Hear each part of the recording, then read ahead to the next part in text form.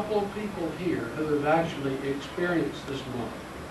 One is this lady here, Wendy Hanson, who her trauma are too many to list, and I'm not gonna. Wendy, just come on up. The latest was that she was ejected from a van and rolled 300 feet down the highway at about 65 miles an hour. She is walking and talking, and she's going to do something else for you. She isn't walking, as far as I'm concerned, a walking miracle. So I give you Wendy Hanson. And I thought I was what was going to go brain dead. He had his notes, right? I first met Kent almost 2 years ago in June, and I was in a scooter. I was able to walk just as far from here to that wall, about the extent of it, and I hurt too bad walking in the park. And we were at what he calls a dog and pony show, which was something kind of similar to this, except it was a guide and country celebration. And I was going around looking at all the different exhibits that were there.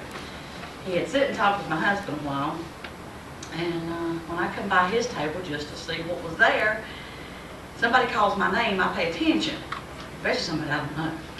He says, "Wendy, I think I can help you." Yeah, right. Pretty much what I said to him. And he did about a 10-minute example just with my shoulders. And I'm one of these type people, when I get really worked out of shape, I get like this.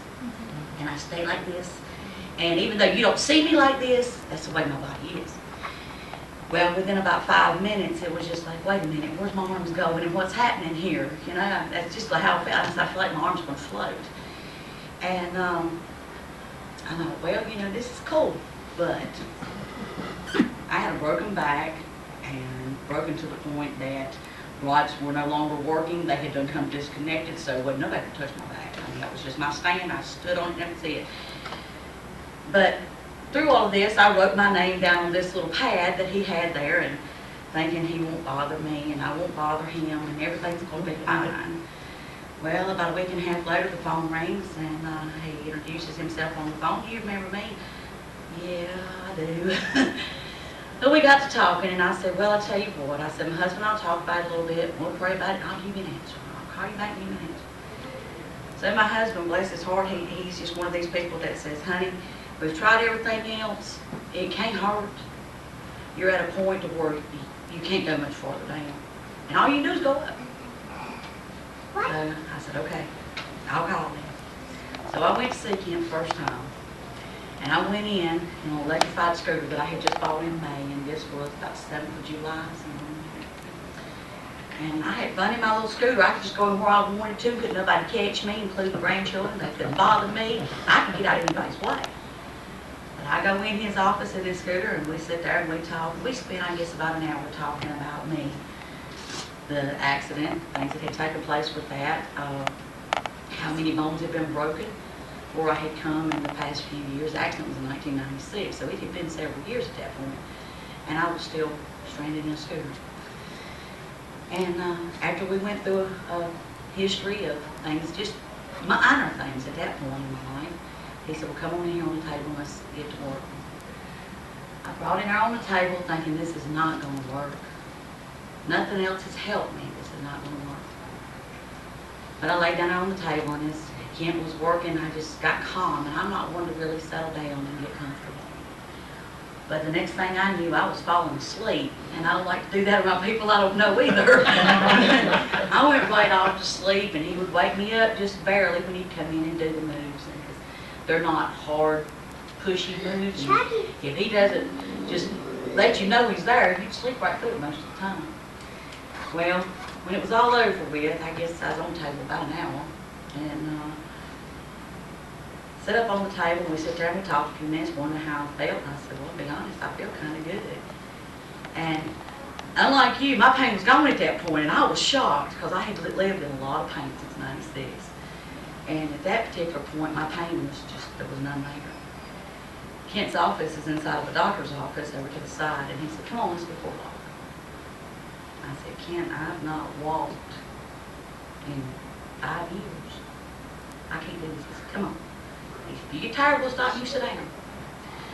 We walked the inside perimeter of that doctor's office 12 times.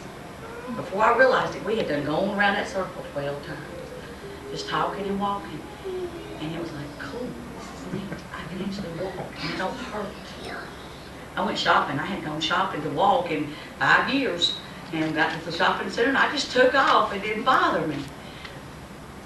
But even after that, there was still more sessions to come because it was not just a one-time thing. It is something that you've got to work with. You got to follow the rules, and that's something I'm not good at. And he would remind me. He knew when I wouldn't follow the rules when I could tell him. But one of the things that helped me the most, the body work is great and it works and it gets you back on your feet. If you're off your feet, it takes the pain away, it eases things in your body. But then it comes a time that you really just got to sit down and you've got to look at what's really taking place in your life. My problem didn't really start in 1996. That's where most of the pain came in. My problem when I went back to my childhood.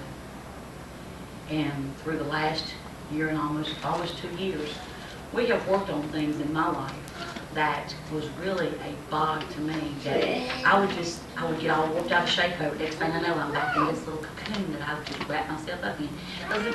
And see, put it, I was in that comfort zone. You know, as long as I'm right here, I'm happy and I'm safe and everything's great.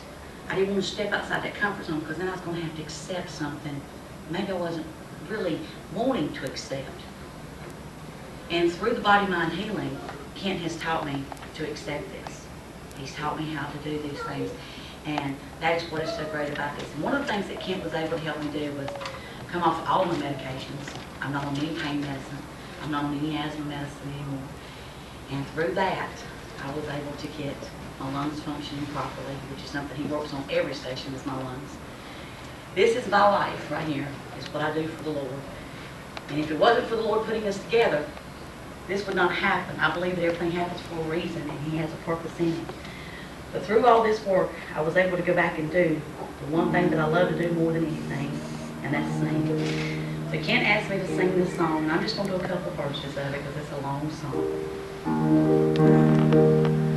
Oh Lord, my God, when I in awesome wonder consider all the worlds thy hands have made, I see.